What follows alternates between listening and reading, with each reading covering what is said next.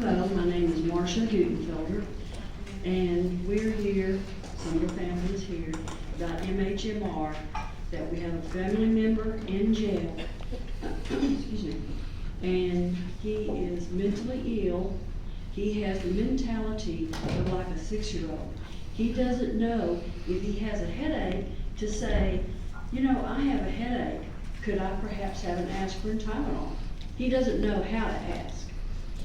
He's been on suicide watch, and it really concerns us that we found out the hard way he was on suicide watch.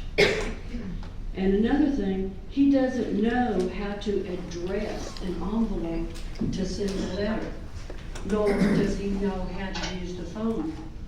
So I just ask that you all intercede on his behalf like godly men and women and help him out and deal with MHMR and the sheriff. Thank you for your time. Goodbye. Ms. Gutenfelder, because this item and all of the rest of these are not on today's agenda, we cannot comment directly.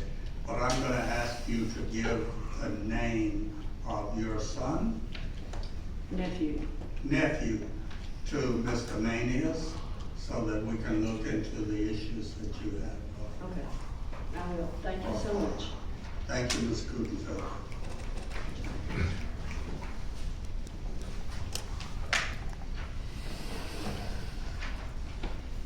Next is Ms. Pamela Young.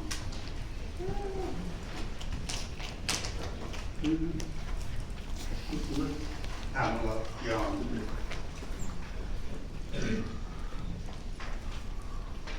Thank you for your time today. My name is Pamela Young. I'm a Tarrant County resident, and I'm here speaking with Ms. Marcia and so many other families who are represented here today. They're here in person because their family members have suffered in Tarrant County Jail or are still suffering in Tarrant County Jail or at John Pierce Smith Hospital or at the hands of MHMR. Why? Because they have been neglected. They have been unjustly jailed when they needed to go and get mental health care. They've been unjustly jailed when they needed to get hospital care, medical care. They've been unjustly released then from JPS Hospital back into a cage at Tarrant County Jail when they needed to continue their care. Javante Myers, I don't know if that name rings a bell. He died in Tarrant County Jail on Juneteenth, 2020, black young man in his 20s. Why? Because he had epilepsy. The jail sent him to JPS. JPS sprinkled something on, I don't know, but they put him back in the cage. He was not well, and he died in his cell, unattended. And we know 2 of those cops, or sheriff's people, have been indicted for lying, saying that they did the required checks to make sure that he was okay as an epileptic. Right back here, we have another family of an epileptic.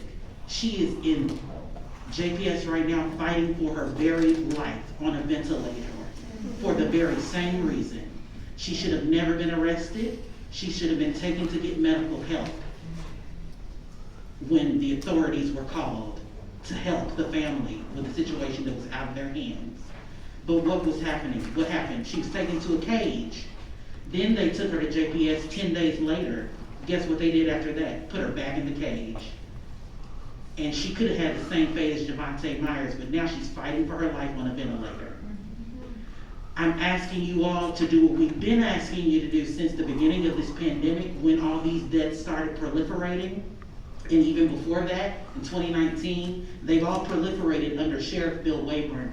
We're asking this court to conduct an independent investigation into Tarrant County Jail policies and procedures of all its jail facilities to identify policy problems and recommend policy solutions with implementation plans. We're asking for an inquiry into the yearly funding of the Sheriff's Department, all of this overtime that has proliferated since he's been in office since 2016. It must be investigated. How we have all these overtime dollars if people are not doing their checks? What are we getting paid to do if people are dying? 39 deaths and counting. Those are just the ones that are on the books. We need this court to use all of your authority to make sure that no more, not one more dies at Tarrant County Jail or is mistreated or mishandled. And this is the tip of the iceberg. Thank you, Ms. Shaw.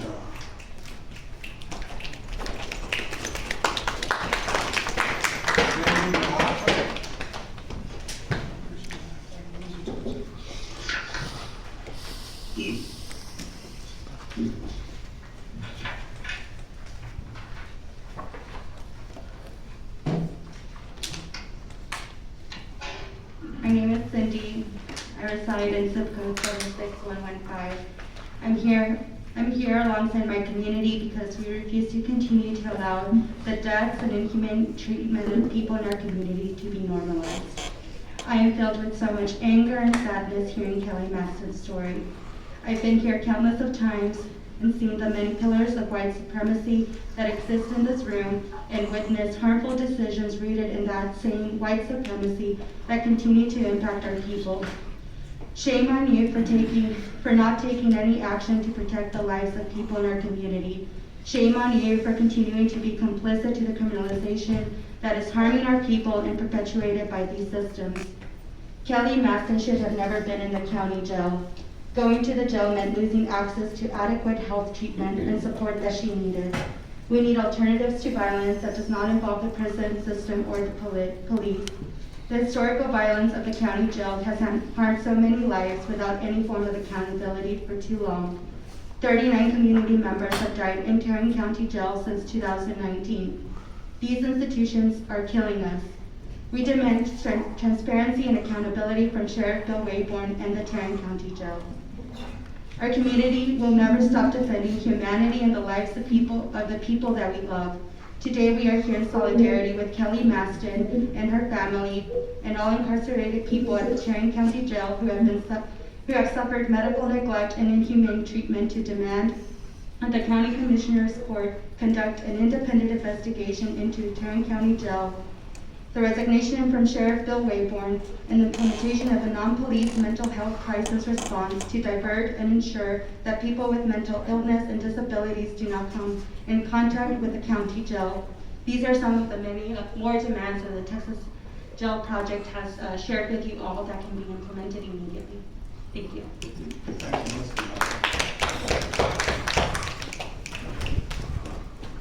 Pamela Hutcherson.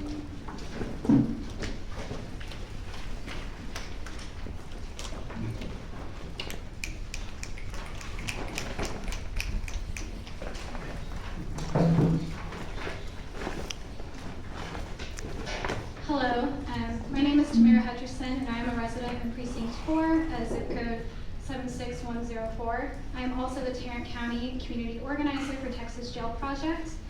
I'm just going to read some numbers to you all, and if you want any of this information, I'd be happy to share it with you. Per the Tarrant County Criminal District Attorney's Division, it costs $85 per day to house an incarcerated person in Tarrant County Jail, which includes medical and mental health care. It costs at least $31,000 per year to house an incarcerated person. Since 2019, on average, Tarrant County Jail has confined 4,026 incarcerated persons per month. Since 2019, the monthly average has been approximately 10.4 million, and the annual average has been about 125 million. And as of right now, since the April population reports have come out through the Texas Commission on Jail Standards, there's about 56% people that are pretrial in Tarrant County. Per the data obtained from MHMR Tarrant, of total clients served of mental illness and intellectual or developmental disabilities at Tarrant County Jail, the average has been about 24% since 2019. In 2021, the yearly average was about 27%, a 5% increase from 2020, which was about 22%.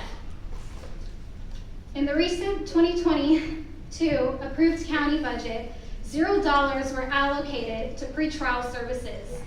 About $5.7 million was allocated to MHMR, and only $101,250 was allocated to reentry and reintegration.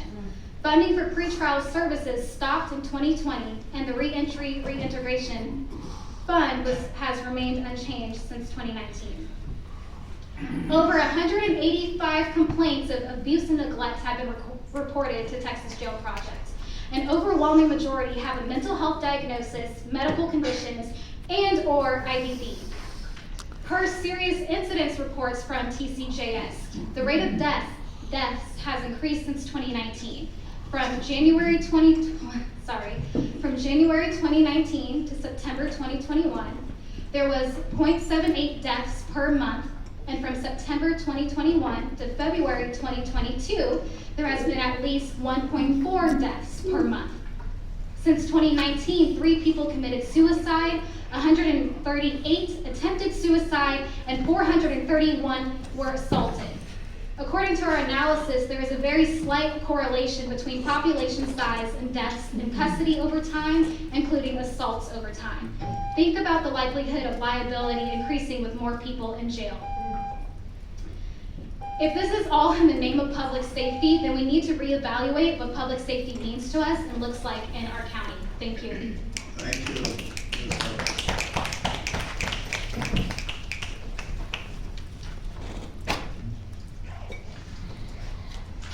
Next is Emma. Is Emma present?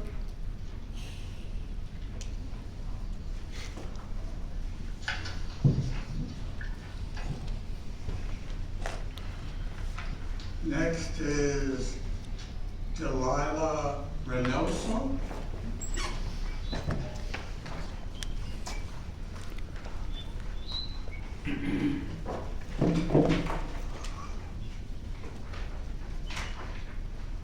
Go ahead, Ms. Miller. Hi, my name is Delilah Reynoso. I work with the organization Texas Jail Project as a community advocate. I would like to take 1 minute for these individuals who have died in the county jail. It's been 39 individuals, someone's loved one.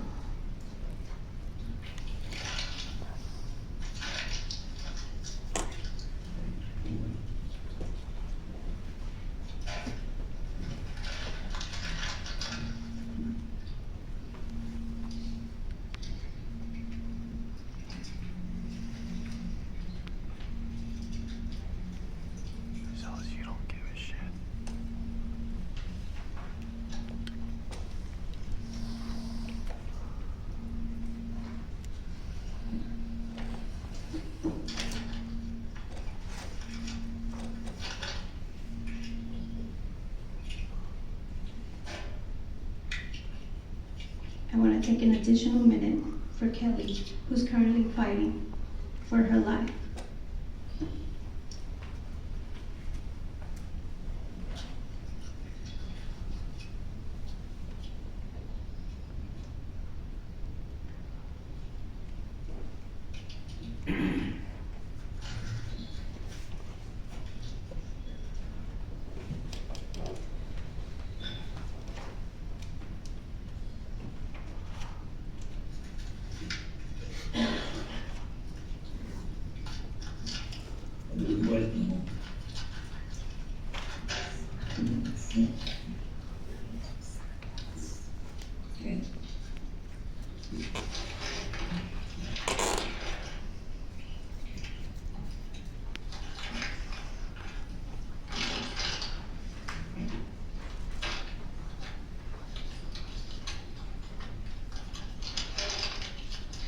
Human beings are not a commodity. But yet, there has been over 39 custody deaths, as everyone has mentioned, since 2019. What has changed? Nothing, but just increase of individuals dying in the hands of the sheriff. But we too want to hold everyone else accountable. The elected officials, the county commissioners, the county judge. We can do better by these individuals. I also have a question to ask of all of you guys. in the past month, how many of you guys have actually visited the jails to see what's really going on? How many of you guys have asked these individuals incarcerated about the mistreatment? There is something that can be done. Even today, after this county commissioners meeting, you guys have the power to go inside of that jail and ask these individuals. That is what I'm asking of you guys. Thank you. Thank you, Ms. Brindley.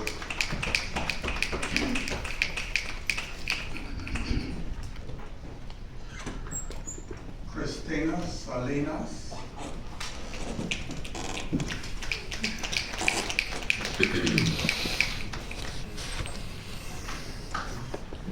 My name is Christina Salinas. I'm here today on behalf of my sister Kelly Maston, who unfortunately right now is in ICU at JPS Hospital after being released from Tarrant County Jail. I will try to keep this short and sweet. I know I only have 3 minutes. On April 11th, my grandmother called 911 on my sister. She has what's called Lennox-Gastaut syndrome. It is a severe rare seizure disorder that around the age of 4 or 5, her brain stopped developing. So although Kelly looks completely normal, she does not have physical Down syndrome features. In her mind, she is very much so a child. Everything she has to do is assisted. She cannot bathe herself. She can't comb her own hair. She can eat on her own, but it's just like having a small child. You have to talk her into it. You know, take a bite of this, take a bite of that. On the night that my grandmother called 911, it was with the understanding that the Fort Worth PD who responded would be transporting her to JPS MHMR. Kelly has never been in a facility, never been seen by MHMR, but as you can imagine, after 36 years of seizing every day, loss of oxygen to the brain on a daily basis like that, we continue to go backwards. So there are lots of medication modifications, lots of different medication combinations that we try, because as a family collectively, we never wanted her in a facility for those pictures' very reason. We wanted to care for her at home. My grandmother was told that she would be taken to Tarrant County Jail and that within 4 to 6 hours would be transported to MHMR. However, when she got to jail, the medical screening that this court funds for to see if she was mentally competent enough, apparently she passed. I don't know how they did this mental evaluation on her, however, since she cannot read or write or know numbers or have any concept of time, majority of the words on this paper are not even in her vocabulary, but she was deemed fit. So they arrested her on assault charges that have since graciously by the DA's office been dismissed, since they were actually kind of ludicrous. During the time at the Tarrant County Jail, her father and I advocated. I'm actually a resident of Mississippi right now, so I was calling the detective, the DA, the county jail administrator, the superiors in the county jail. I was getting transferred everywhere when I realized that I wasn't getting anything done on the phone and no one was understanding the severity of her being a major fall risk in a cement cell with a metal bed frame. Those pictures that you see, I've been assured by the crime scene investigator that it was not from a grown man beating her. That is a result of her being in a cell falling for almost 10 days in that jail cell before we could bond her out, because the court-appointed attorney, when I got here from Mississippi after her 7th day, had not even filed a motion for bond for her, even though she had had her case for 6 days. So I left Easter Sunday morning and drove straight through to Mississippi to get here with my husband. I did not even get to celebrate Easter with my 4 sons to get here. I got here to get her out on Monday morning and there was not even a bond set. The Sheriff's Department is standing by that every policy and procedure that they have in place that is funded by this court was completely executed. But I would like for you to take a look at those pictures and tell me, is that not shameful that if everything was executed, that that's how anyone, but especially a child, because she's 5, should look when they leave the Tarrant County Jail. She has no change in her condition. She's still on a ventilator. We're going on day 21 today. We don't have much brain activity. We can't get a trachea because she's battling pneumonia right now. This is totally unacceptable. The Fort Worth PD failed by responding to the call and not placing her in the proper facility. This medical evaluation needs to be revised and reviewed. This is absolutely absurd that this qualified Kelly, when anyone speaking with her for longer than 3 minutes, can understand both vocabulary, the frame of mind, the answers that she has, that she's not mentally competent. The charges were dropped. There was never any cause for charges to be in place. What Kelly needed was for her medication to be modified. She can't help that she loses oxygen and has seizures daily. She didn't ask for this. I would like for this court to please consider to do an investigation on more than one decision that was made regarding my sister. Thank you. Thank you, Ms. Gonzalez.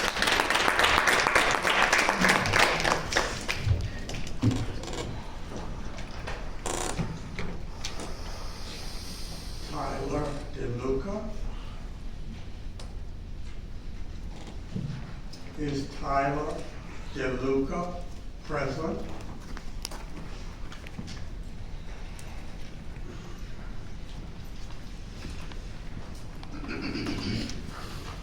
Anna Harris.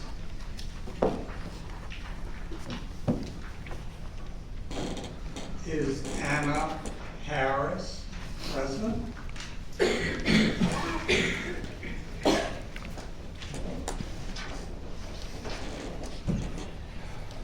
Krish Gundu.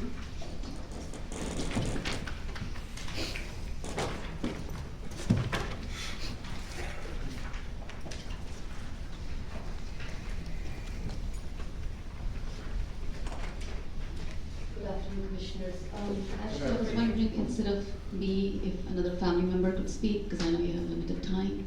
I'm sorry, I didn't. I was wondering, instead of me, I could give my time to another family member because they didn't sign up on time to speak. Would that be okay? I will allow Thank you so much, sir. it. 3 minutes.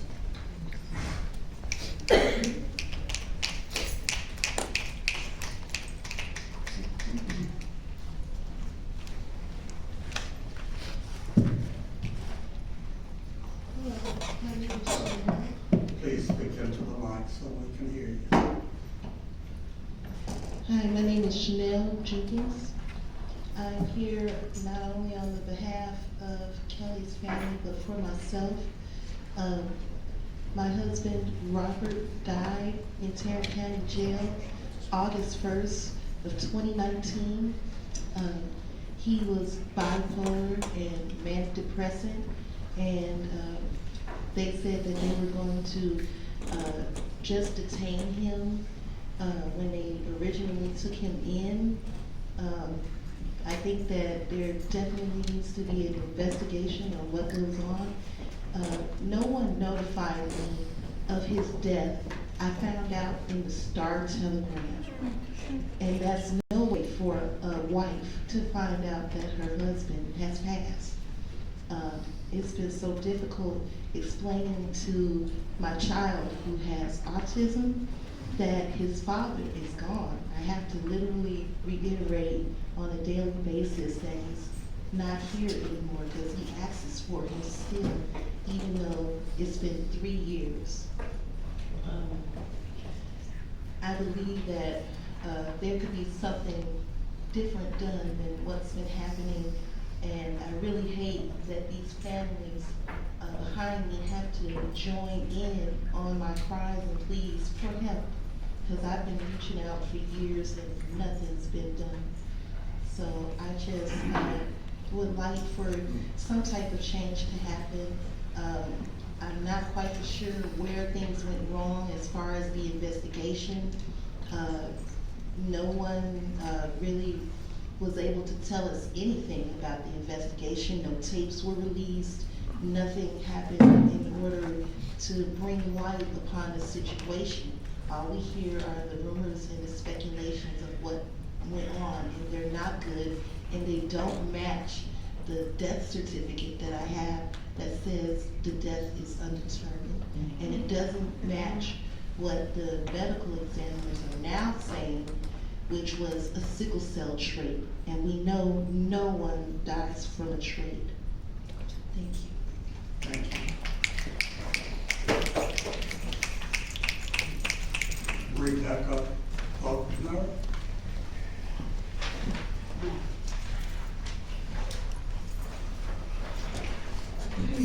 I'm Rebecca Buckner. I'm here about election integrity. I've never done anything like this before, so I'm just gonna try to speed right through it, okay? On November the 3rd, 2020, I was an alternate judge. The judge became ill at the last minute, so I became the judge. While checking off my supply list, I found a package of undocumented ballots partially hidden at the bottom. I noted this on my list and I took a picture of it if any of you would like to see it. I notified the elections. The election came and went. After